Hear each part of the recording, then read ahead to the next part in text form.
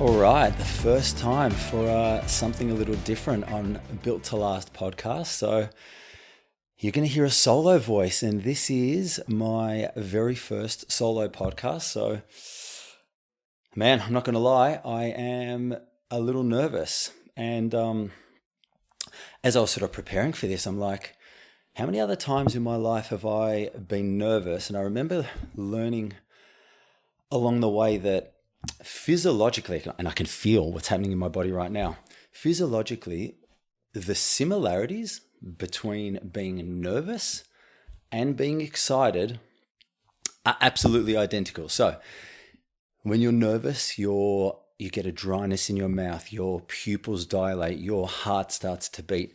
You can feel this tingle in your fingers, that butterflies in your belly. And what happens when you're excited? Exactly the same thing. So what is the difference? The difference really is just the story that we tell ourselves in our head. And, I think about, two kids in the queue at Movie World. They're about to go on a big ride, and one kid's sitting there, same ride, going, I'm excited. Another kid's going, oh my God, I'm so scared, I'm nervous. Exactly the same set of circumstances. The difference is that story. So for me, that's come up a lot, whether it was when I started, many times, right? I think the first time that I pushed through that, actually before I start that.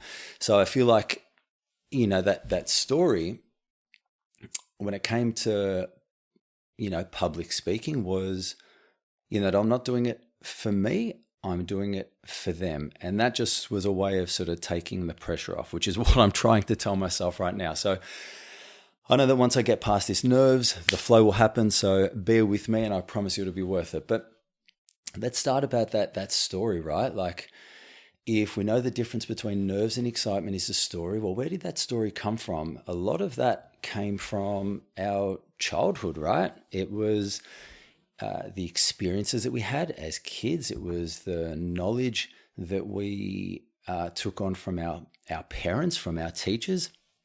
And along the way, all of that becomes our belief systems. And, what we believe is it's fact regardless. And so, being able to first recognize that, okay, one, if this is my story, then perhaps I should choose what I want that story to be.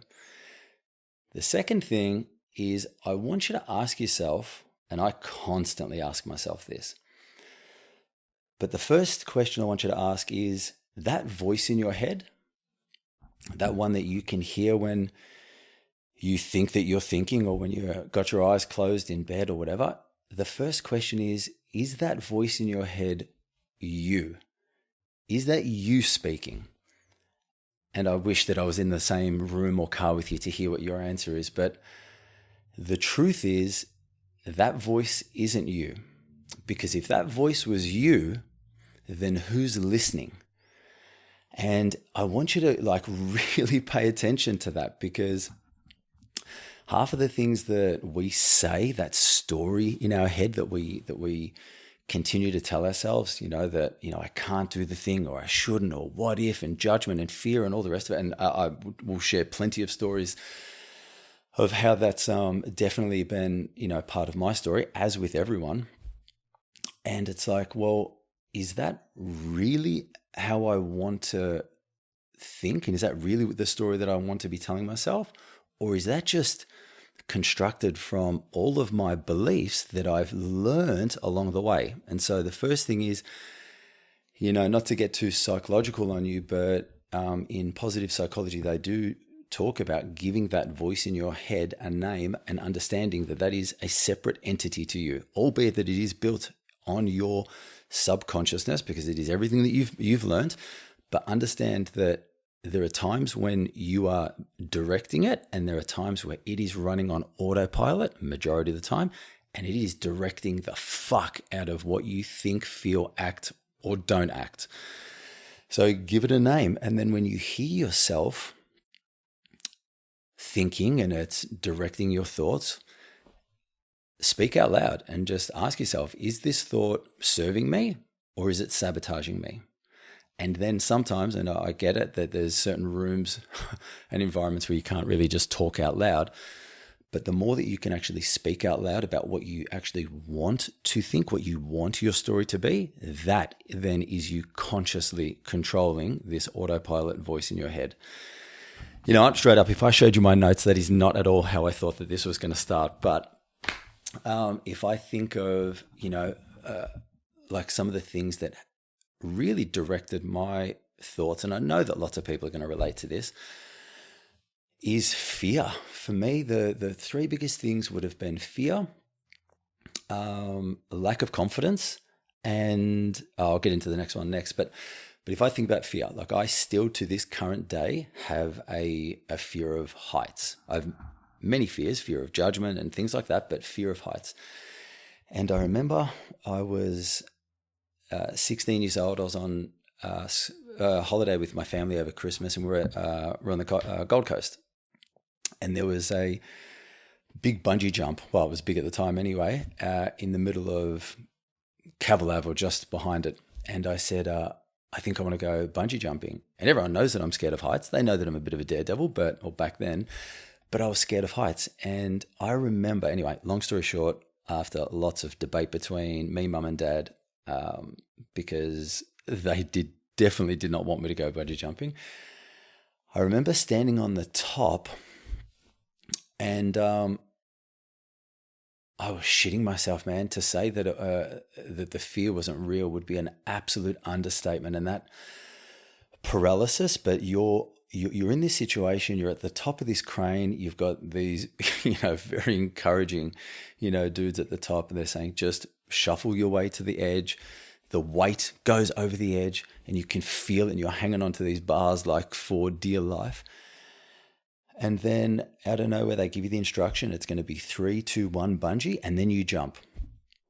And so I'm like, I remember thinking to myself, are you going to do it? And I'd put myself in this position.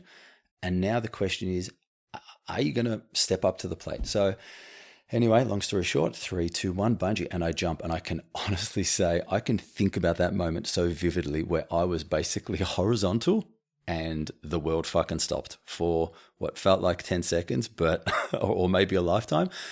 And then it happened. And, the rush, the endorphins, the fear, all of that excitement, finally get back onto, solid ground. And every cell in my body was absolutely lit up. And I didn't know it at the time, but like now what I call that being alive. Like every fiber, every cell, every scent, every bit of focus was on that moment. And that was living. And yeah, I can say that back then I didn't really internalize it as that, but it was something that I knew I wanted more of. But if we're thinking about how do we face fears, how do we build confidence? Because the first things in our brain that are going to dictate are all the reasons why you shouldn't, why we should play safe. And so I didn't realize I was doing it then, but I was putting myself in situations where, all that was left was action. And it would either be you'd get yourself to the line and you either would do it or you wouldn't do it. But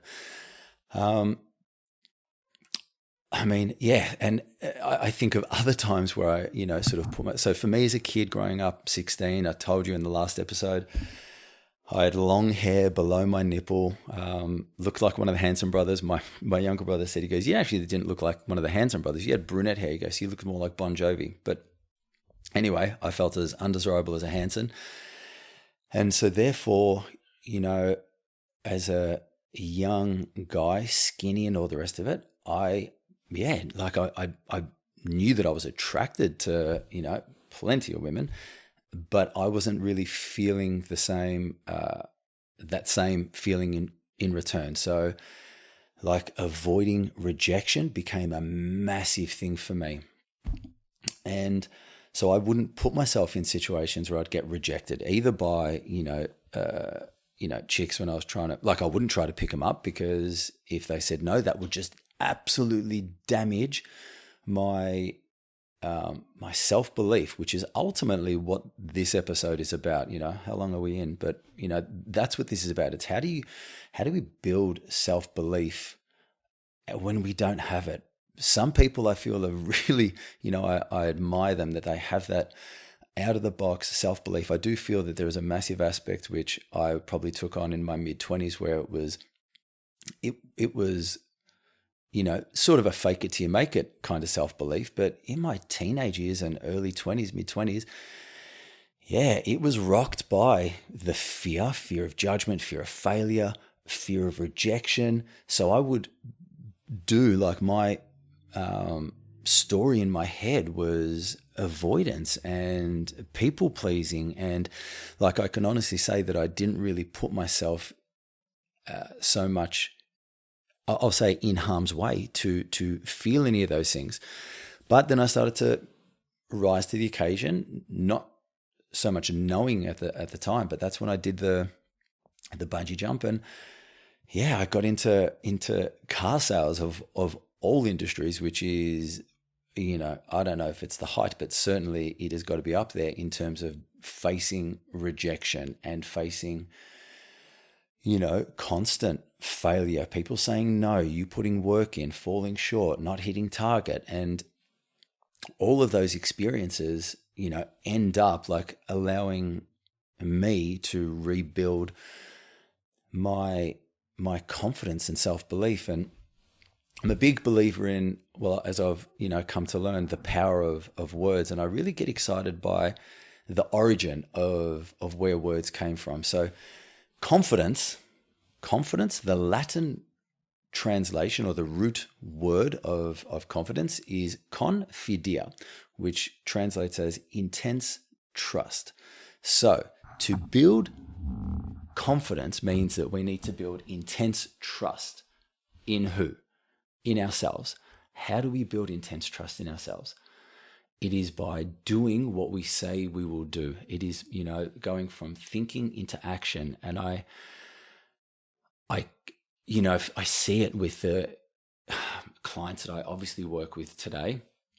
But, even throughout my leadership and management roles, getting people through that stage of thinking that they want to do something and putting it into action and really being able to, what's the word I'm looking for? Have a more positive and constructive relationship with failure is one of the most fundamental things that we can build in ourselves. Because like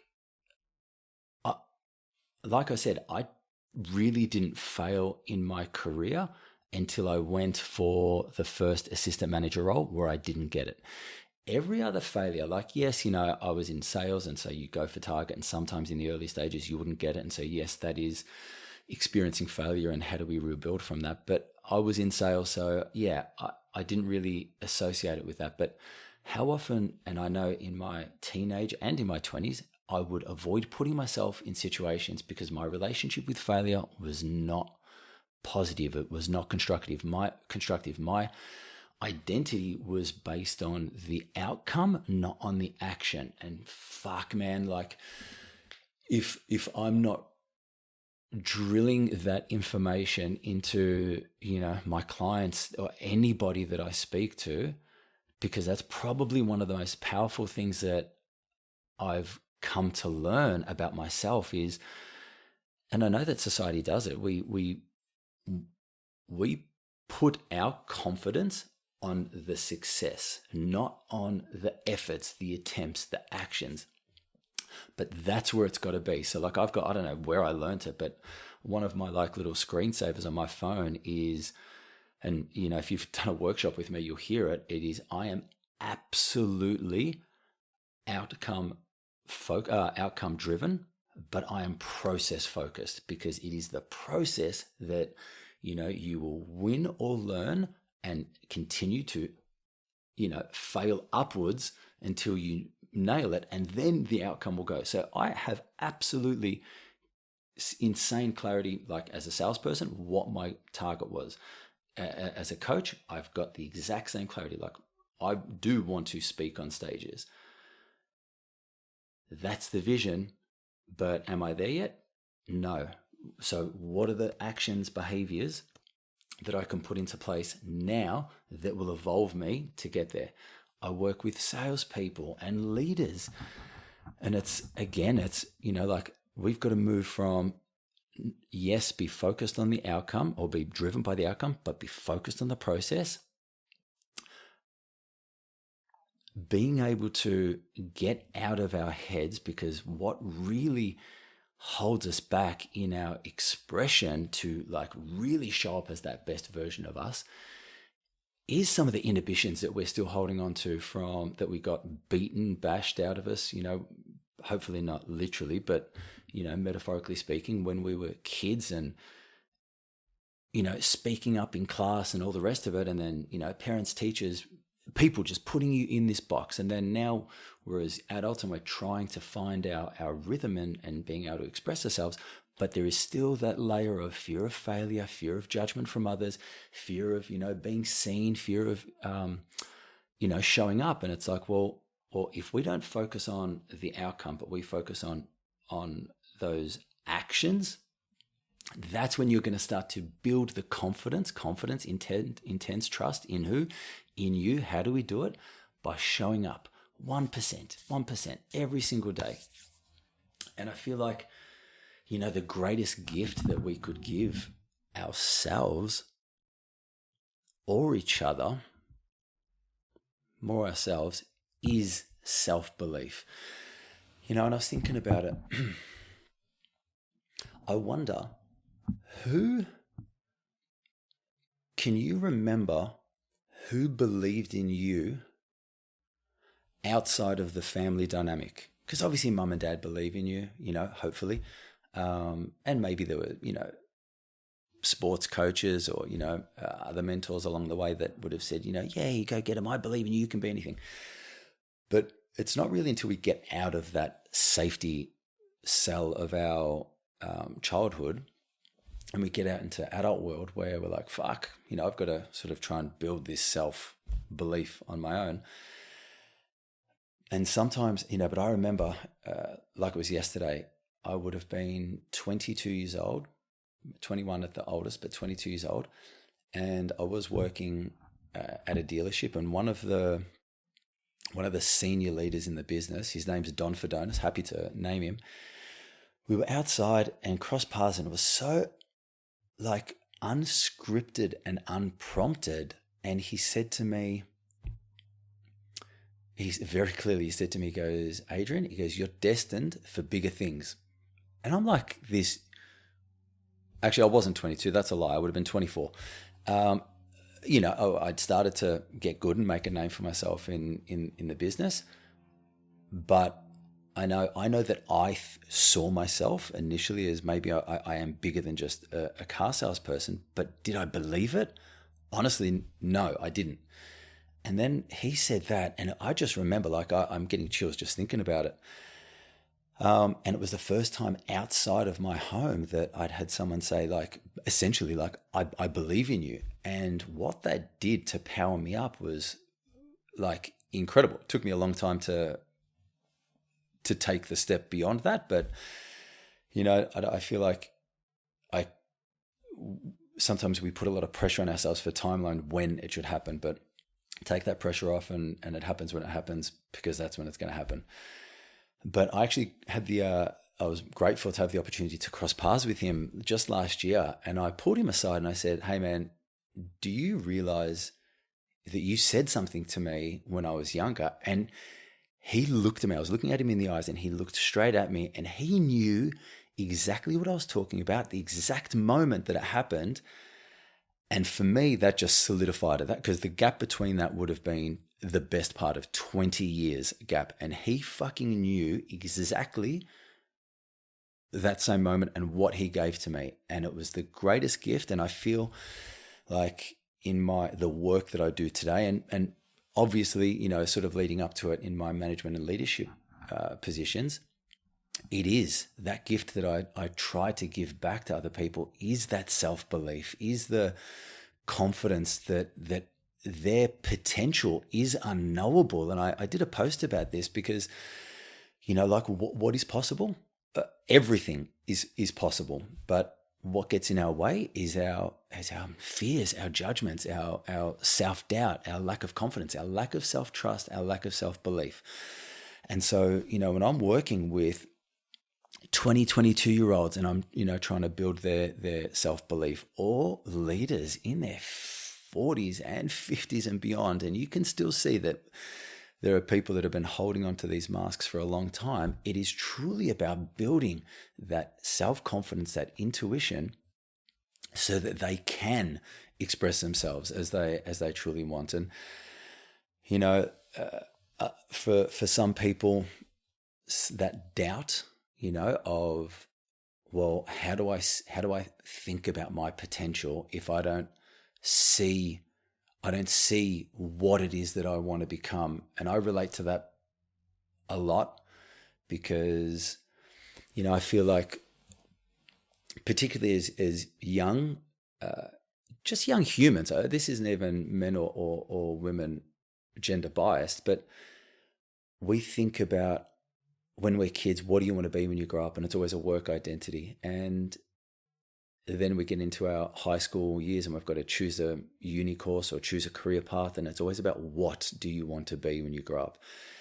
And even though I did the accounting degree and evidently not an accountant, it was because I chose a what, and it really didn't align with it. I didn't feel right. And so for a big part of my 20s, it's what do I want to be? What do I want to be? And when I didn't have that answer, it caused a lot of frustration, a lot of lack of drive, because it's like, well, what am I working towards if I don't know what I want to become? And, it's like, what's my why and all the rest of it? And that was when I shifted gears, because I feel it's hard to go for, if you don't know what you want to become. I shifted gears and went into, well, who do I want to become? Not from a title or a career industry, but what sort of characteristics, what sort of values do I want to stand for? What do I want people to say about me? And not in a, because external judgment validates me, but if this is my opportunity to tell my story, not have an autopilot story, in my head, what story do I want to tell, and what story do I want people to say about me? Well, that now is in my control, and that gave me clarity on what I can work towards. Evidently, obviously, I worked out career and all the rest of it along the way, but I had a really powerful exercise that I experienced when I was 33 years old, and I really want to do it now, but it was a visualization exercise. And I'm not going to do it because I know that some of you might be in your office, some of you might be on a train, some of you might be driving. And so to ask you to close your eyes is probably not safe, and I'm not sure my insurance will cover it. But it was essentially, it was a visualization that allows you to think about not to be morbid, but your death, your end of life. And the Stoics, I've done a lot of research on Stoic philosophy, and one of the things that they really lean in on is being comfortable with your death, but not in a like, I'm a warrior, I'm happy to be sacrificed. More so, if you think about your end of days in a way of, how does that allow you to show up today? How would you express yourself? How would you not waste moments? What would you do? What would you say? Like that sort of interpretation of death as a way of not of thinking about the end, but thinking about the living. And, we've all heard those cliches of everybody dies, but not everybody lives. And so when I get, I have clarity, and this is something that I encourage everybody to have, is think about that 85-year-old version of you, God willing, right? What decisions does he or she want you to make right now to live and express yourself at your best, so that when you get to that ripe age, you're not looking back going, you're going, I fucking did it. I closed the gap as much as I could. And that's it, right? Like, if we think about the gap between who we are and who we're capable of becoming, and that's being our potential, that gap, I mean, aside from all of the other, skills and attributes, that's going to come down to our self-belief. So whatever we can do on a day-to-day basis, micro moments, right, to face the fear or put yourself in positions where all that's left is action, and then you do what you say you will do. And this is this is as simple as, I'm going to go to the gym on Monday. And when you don't go to the gym on Monday, you're solidifying distrust. But when you say, I'm going to go to the gym on Monday, and you go to the gym, and even if it was just for 10 minutes, you're showing up and you're building that little self-confidence. When you go and you say, I'm going to ask for that pay rise, I'm going to, put in my application from that promotion, I'm going to go and say hello to that girl or guy. And whether you get it, you have a good experience or a bad experience, win or learn, you're showing up for yourself. And, if I could overlap all of that just with progress over perfection, because we put way too much pressure on ourselves that it's got to be perfect. No, it's just got to be progress. And even if it's, the most micro step forward, acknowledge it and just ask yourself, would I have done this? Would I have done this yesterday? Would I have done this last week? Would I have done this last year? And most of the time, the answer is going to be to that is no. And if today you did, acknowledge that. That's fucking powerful. And I think that the last thing that I'd say, how much time have we been going for? Goodness me, brother can talk.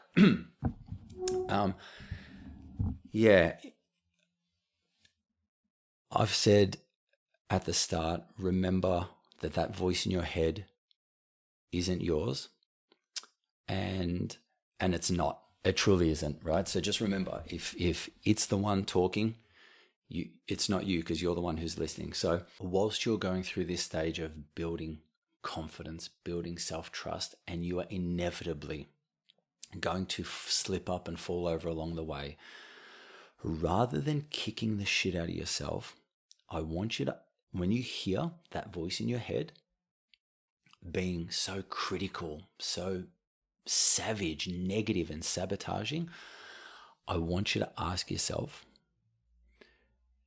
what would I say to the person who I love the most if they were going through exactly what I'm going through right now? And if you can feel that softness in your heart when you go, oh my God, there is no way that I would say what I'm saying to myself to them, that is called compassion. It is called common humanity. So what I want you to do is I want you to speak out loud. And whether you're visualizing yourself, I want you to picture that person that you love that's going through that. And I want you to say to them, what would you say to them? And the reason you need to say it out loud is because the closest ears to your lips are your own. And you need to fucking hear that love, that positivity, that encouragement. I get, that there is negative drivers that get people across the line. It is a kind of fuel, but it is not a positive fuel, and it is not a sustainable fuel. So if you can give yourself that gift of compassion and of love, what is going to put you in the best frame of mind to go and do that very same thing again? Is it because you've beaten the shit out of yourself, or is it because you've given yourself some self-love and self-compassion? I think about high-performing athletes, the diver in the Olympics that's done this dive 15,000 times, and they've gone up to the blocks and they've done their dive, and they didn't do perfect. When they go back up in 20 minutes time, because they're about to do the exact same action again, have they beaten the shit out of themselves? to then get back up to that top step and they think that they're going to perform at their best? Or are they giving themselves kindness? Are they thinking about how could they do this better? How could they show up at their best? Not with negativity and with force, but with repetition and with love. So I think that's enough from me today. I hope you enjoyed it. I definitely love talking about this. To me, it's, I feel, like I said before, the greatest gift that we can give is self-belief. And I feel that it was something that I deeply was chasing for myself, which is now why I actively seek to give it. So I hope this helps you in your day, and whether it's for you personally or help you start to build that within your families and in your teams. A candle loses nothing by lighting another candle. So with that, as they say, you always remember your first. So thank you for being part of my first solo podcast. If you've enjoyed it, please, share it with someone who you feel needs to hear this. If you can, we haven't had any comments, man. Give us some comments. If there's something that you want us to lean into, or if there's a story that you related to the most, or you want to, you want us to talk about, please. We're really building this to last, and for that to be on solid foundations, as much as it's about what we want to share, it is about, what you guys want to hear. So thanks again, and appreciate you. Have an awesome day.